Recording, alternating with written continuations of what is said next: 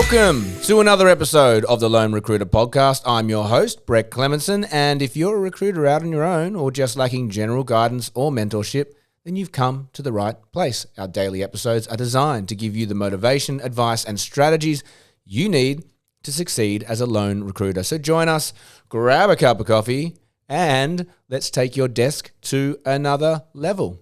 Now, the question every recruiter asks themselves almost daily is, how do I make more placements? Am I right?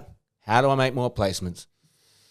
And I've got a very simple way of looking at this. Okay, and I'll delve into this shortly. But first, I wanted to see what ChatGPT had to say on this topic, because we're all hearing about ChatGPT, but it was very interesting. It gave me 7 pointers, okay? I'm going to go through those 7 right now real quick. 1, so how do I make more placements? 1, build a strong network. 2, use multiple channels to find candidates. 3, understand the job market. 4, personalize your approach. 5, be proactive.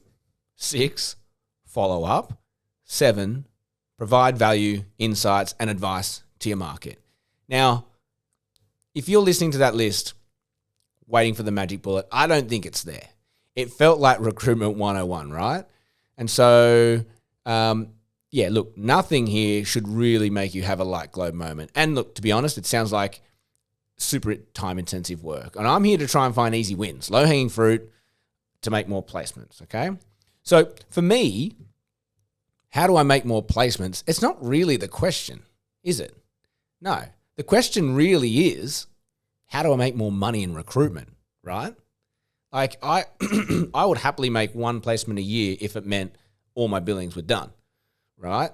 But if I'm making $2 placements and I had to keep doing more placements, well, look, that's a slog.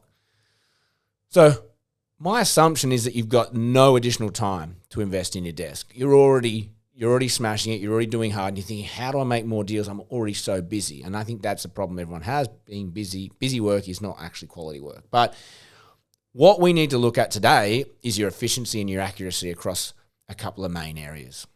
Okay? That's 3. 3 things we're going to look at today. Your average deal size. 2, how specialized are you? And 3, the Pareto Principle, the 80-20 rule. Okay? That's all we need to look at. If you can look at those 3 things, you're going to get more placements in the door or more revenue in the door. So 1, your average deal size, it explains itself. It's an obvious one, but it is actually overlooked a lot of the time. I see a lot of recruiters, the high billers are typically doing high fees. And I don't think it's a fluke.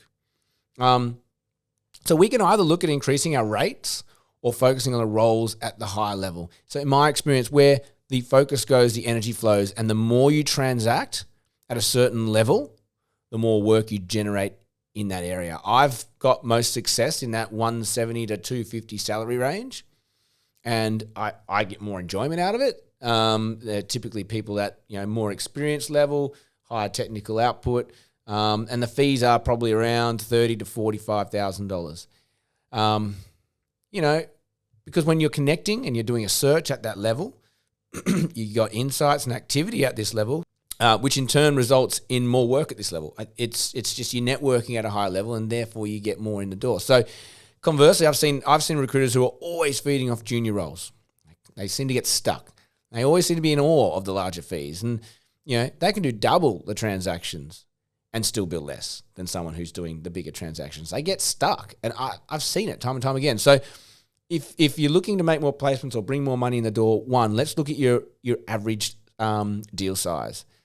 And look, even if on your desk you've only got 1 or 2 roles at the higher level that you're hoping to recruit at, and then 5 or 6 at the lower level, look, don't be afraid of a less is more approach. I mean, a lot of people will go towards the bulk of work because there's a bit of safety there and they know it, but sometimes you got to take a bit of a punt, or you can do both. But look, elevate the size of your deal. Tip number 1. 2, how specialized are you? Are you an expert in what you recruit? Are you everything to a small minority? Or are you a minority to a larger audience? Being we've all heard of specialized recruitment. We're all specialists, but it means you should have piles of job specs, i.e., the same job required by multiple clients. So if you can have 5 seniors required in Sydney versus 5 senior roles spread across 5 cities, you're doing one search, right? You're doing one search to get 3 or 4 candidates for a pile of roles in the one city. It means you can get your candidates 3 or 4 interviews, so you get them choice. And it also means one headhunting activity could net you multiple placements. Obvious stuff, but sometimes people love to make life hard for themselves. So I'm just pointing out the obvious for you. And look, the opposite of that is that one-on-one brief. You get a job in Darwin. It's a great role. You do the search. You find the candidates. You put them forward. They take a person. You've made a placement. Hooray. But what are you going to do with those other people, right? You probably don't have clients up in Darwin because it's a very random place to be transacting if you're used to, recruiting in New Zealand, for example. So make sure you're very aware of your territory. Make sure you're very aware of the clients in the area you're recruiting. And if you can do a less is more approach, you're going to make more placements.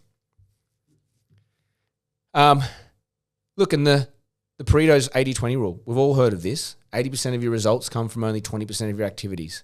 Time and time again.